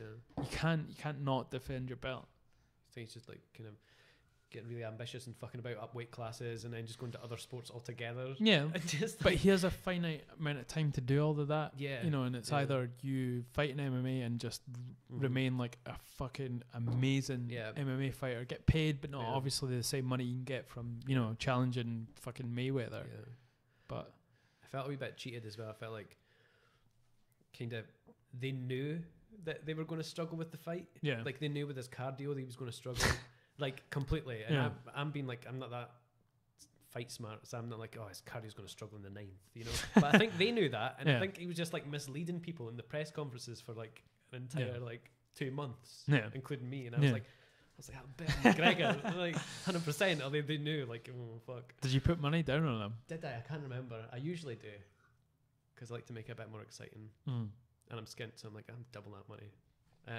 One of the times that it almost was just literally a way to click like bet was for Donald Trump to become president, and this was like maybe 7 months before he was like it was the elections, and I was going to put £100 down and I would have won $1.5 grand. Holy shit. And I was like, I'm convinced he's going to win. Hovering above that. And I was like, it was just before I went to Canada. No, somewhere. Yeah. Because I had like loads of money in my account, and I was like, I don't give a fuck. Bet 365 right up. Yeah. But I wish I'd done it. Yeah. But hindsight is a brilliant thing. I had that with Holly Holm and Ronda Rousey. Because I had to set up an account and stuff, and I was going to do it, and I was like, I'm not setting up a whole account. I was going to pay like 20 quid on Holly Holm to win, and the odds were crazy. It was like 9-1. What? Or something like that. That's crazy. So I would have I don't even know how much it would have got, like a couple £100, man. Yeah. And it was just because I couldn't be bothered like putting my details into this website. Like I was like, fuck. And where is she now? Myself exactly. What? Did you see the Cyborg fight with Holly Holm? Yeah, I did. I bet on that card and I got like 4 out of 5 right or something. Okay. Because that was the one. Who did you bet on? I can't mind. It was that one. Holly Holm. Did you bet on Cyborg? Yes. Okay. I did. You'd be crazy not to. Yeah, I just thought that she'd just. I mean, she didn't fight. Black belt, she didn't fight the way I thought she would. So I'm surprised that she won the way that she did. Yeah. But I just thought either way she was going to take it. Yeah. People say like Holly Holm needs an aggressive fighter to counterpunch and stuff like that, but she's more calm now, like Cyborg, and she landed some really good punches and stuff, and she was really good. Like, it was a legit good fight. Yeah, she's not just like a pure physical beast. Like she's technical as well. She's like really good, and she's a black belt. So I was like, hell yeah, bet on that. And she's probably banging Tito Ortiz. That's our manager. I seen that. I'm like wrestling with them, getting like overly sweaty with each other. And I was like, I'm uncomfortable now. It's like putting his big head in her big head, making big-headed children together. Oh Jesus.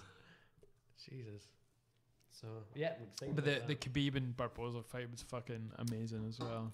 Yeah, I bet on that as well. I bet on Khabib. Really? Yeah. Did you try and guess the outcome, or did you just? No, I just say win. It's much simpler that way. You have to choose the round and stuff. Or if ground and pound was a selection, I would have picked it. But it's crazy though. He just fucking he barely got touched as well. It's just as bad as his last one, where you feel sorry for the other guy, man.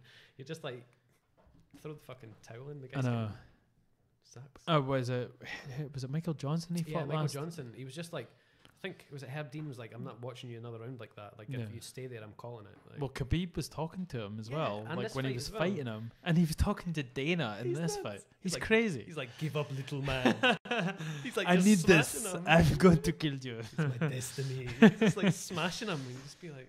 Did you see obviously the sort of interim lightweight title holder and is Tony Ferguson? And did you see he got like annoyed at Joe Rogan for wearing the hat? And I was like, what?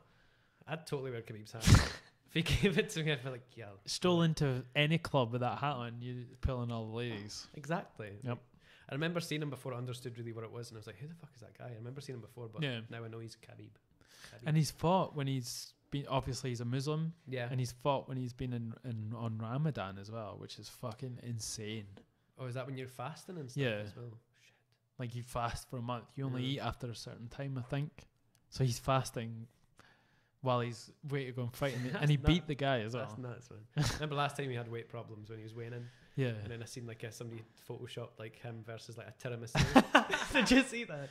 Well, who was it that brought up the tiramisu? I don't know. I can't remember. Let's see. They had like they had him. It's like when you see the two guys in their stats and stuff. They had him and tiramisu, like a man's body with like a tiramisu. It's hilarious. I think someone said something about Khabib likes tiramisu, and that's who his real fight was when he was trying to weight cut. Yeah. And the only thing that's ever beat him has been a tiramisu. That's pretty much it. The first thing that comes up is Khabib denies eating tiramisu. Denies eating tiramisu before UFC 209. That's how bad it's got. People like stirring shit, and you've got to deny it publicly that you had tiramisu. And then they've got CM Punk versus that Century Bob. I've seen that one as well. It's like Century Bob and him. It's hilarious. He's won to fight again. I was watching that the other day because I got watching Dana White finding a contender. What is it? Finding a fight or something. Fighter. Yeah. And he goes about and there's a couple of guys with him and stuff. I got into watching like binging like 10 of those. It's like tough, you know. Yeah. And because it's funny watching stuff when you already know the outcome. Because I was watching that Mickey Gall when he was calling CM Punk out and he was like, oh, I'm interested and stuff. And I was watching that. I was like, oh, because he got absolutely smashed. I thought those days of the sort of exhibition fights in the UFC had sort of disappeared, you know. And I don't think they should have allowed that at all. It's true, man. Like, I mean, you shouldn't. But I mean, wherever the money is, man, that's where it's going to be. Like, they can't turn down a fight like that. And I think the UFC is very responsive to what the fans want. Yeah. And even though people, you know, maybe diss that part of the organization, I think it's also a good thing, you know. Yeah. That's why boxing is so stagnant, because fights that should have happened 10 years ago have never happened. Yeah. You know, like Mayweather and Pacquiao should have fought at least 6 years ago, at least. And you know, there's that's been the way through boxing throughout time, you know, because they just want to protect their record. Yeah. But I think the UFC, that doesn't really matter as much. No. And they they put these fights together because the UFC was born in a time of social media. And I think that's where they still keep their basis. Like, people still respond, you know. Yeah, got embedded and stuff as well. That always goes out. For sure. I mean, they're huge with their social media as well. The UFC, they're a massive entity as well. Yeah, I had Fight Pass for a while as well. How much was it? I can't mind. I'm getting ori because I've had a few gins. Is that do you get the sort of the grappling side of it as well if you have Fight Pass? I can't remember. I just remember, like, I had Fight Pass for a while. You get any fight in history, including other organisations. Because they have EBI, you know, the Eddie Bravo Invitational. Oh yeah, because they had that on. Is that part of it? I think I can't remember. Okay. Not when I was on. I was just looking at fights. I can't mind if it was on it or not. I wasn't big into my grappling watching when I had it. But then when you were like watching events and stuff, and it was like free on Fight Pass, and it wasn't available in your country. Like genuinely, like I was like watch the prelims on Fight Pass. Yeah. And when I went to watch the prelims, not available in the UK. And I was like, well, what the fuck is the point in me having Fight Pass then? So I can watch it tomorrow maybe. And do you know what HD. fucking frustrates me so much in the UK is it's so hard to watch back the fights if legally.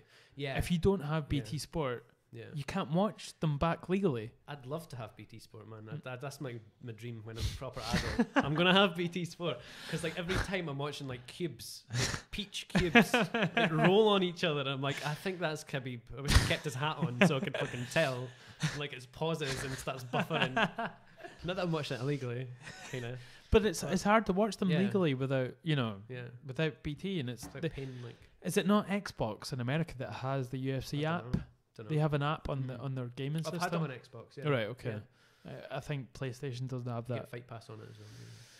Yeah. But they need to sort that out. You know. Mm-hmm. I think they would have less people watching it legally if they had more ways to watch it after the event had actually went on. Mm-hmm. You know. Because I'd much rather watch it in HD. Yeah. Like fuck. Do you think people love watching fucking? And like grainy shit, man. It's like Resident Evil 1. That's what it's like watching. Fucking hell. I think people love watching Conor McGregor's fucking ape tattoo in like 2D. I've got to have two windows open because one starts buffering and then like that. Pause that. Gotta get his both shoulders in with two windows open. It's mental. So yeah, I think your goal this year should be to have a fight. Yeah, but you've had the amateur ones. Yeah, I've had the amateur ones, and I don't. But it doesn't. Like I started it because I wanted to get fit. Yeah. And then because I learned so much technique that I just decided maybe I should sort of use this in a fight somehow. You know, I never wanted to be like champion of the world. Yeah. Yeah, I definitely want to do it at least once. To see at least experience it, because I know when I'm like 90, if I make it that far, I'll be like, should have done that. I could have. I know it's more because I think I might regret it than I want to. But yeah, I'd like to do it. You never know. Maybe I'll like Ngannou somebody and then take off. Exactly. Yeah. Very much. Like the UFC will sign you straight away. Instantly. Like, who's that skinny kid? They're going to put you up against Ngannou. They'll be like, he's the chosen one. Do you know what, man? I want this Demetrius Johnson and TJ Dillashaw fight to happen, but Demetrius is getting surgery on his shoulder. Like he's going to be out for at least like a good 7 months. Really? I think he's running. You think so? I feel like, especially with TJ, because I think TJ will sort of. It's a hard one. Could Dominic beat TJ? Yeah, and then Thingy beat. But Dominic bet DJ. Yeah. Yeah. Because they fought together. Yeah, because I remember seeing that and being like, what the fuck? Because I didn't know that existed. Yeah. Because the weight classes are different. And I was like, what? And he did beat him. So I was but it was mostly to do with the size. Mm-hmm. And I think would TJ be able to do that to DJ, you know? Yeah. But like it's going to be a fucking awesome fight, that though. Fight with Garbrandt, man. I was loving that. I was like, holy shit. I'm not a big fan of Garbrandt. Me neither. I think he's a bit of a dick. Yeah. But he's a pretty boy, sort of, you know. But then I was like hearing their both sides, and I was like, I don't know who the dick is anymore, right? Because he was like, yeah, he's arrogant, and I'm like, he does look arrogant. And then he's like, he's an alpha male. I'm like, yeah, he does act like that a little bit. And I was really torn. Yeah. And they fought, and it was like off the hook, man. It was really good. It was a good fight. They were both wobbled, like yeah, I was like, TJ's my boy because I've met him. So oh really? Yeah, I met him when I trained in Toronto. Yeah, like I stayed in Toronto for a year. Mm-hmm. And it was the year. Who was it? The UFC that was in Toronto that year was when it was John Jones versus the Brazilian guy. The guy that does the oh shit, what's his name? The guy that punches people in the head. No. That. The guy that was the youngest sort of UFC heavyweight champion at the Kane? No, he's Mexican. Like in the old days. Anyway, yeah, guy. Like this was the time that he was in in Toronto, and the open workouts for that UFC was in the gym I was working at. What? Yeah, so I met John Jones. Biz Bing was fighting on it. The guy DJ was fighting as well. Yeah. And TJ was there, but he wasn't fighting. He was just there to watch the workouts. Sweet. And it was crazy. Were you cool? Were you cool about it? Of course I was. I'd be like, TJ. I'd be like up there, like trying to sign my chest. He's tiny though. Yeah. He's small. Like I have a picture with him, and he's like, I fight at well, I have fought at featherweight, but I would probably go down to bantamweight if I fought pro, because all my fights have been sort of whatever the Scottish version of amateur is, I guess. Can't remember anymore. But yeah, let's see if I can find this picture. But he's tiny, and this was before he started taking everything seriously. I think it was just after Tough. You know, when he was in Tough. Oh yeah, I forget that. Let's see. Fuck. I hate navigating my own Facebook profile.